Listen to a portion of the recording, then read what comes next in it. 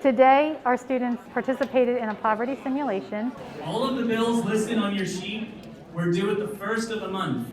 So in a 1-hour time period, they were with a group of family members and experiencing what it's like to not have a lot of resources and income. I was a 40-year-old man. I was the dad of 2 children, a 20-year-old and a 9-year-old. And I was the mom. I was 39 of 3 children. 1 was pregnant, and my husband was unemployed.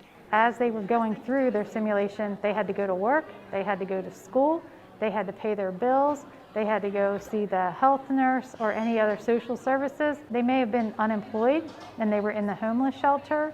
Any of your classmates who are standing are now homeless. They have been evicted.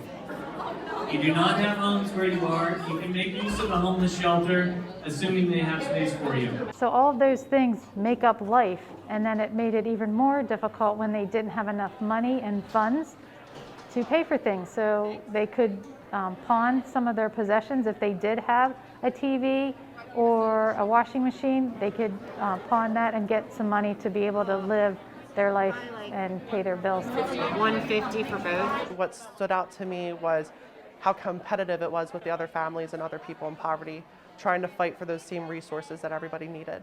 Trying to figure out how to get everything done when, if I'm sick or the kids need to go to school or we don't have a car, or we were homeless at one point too.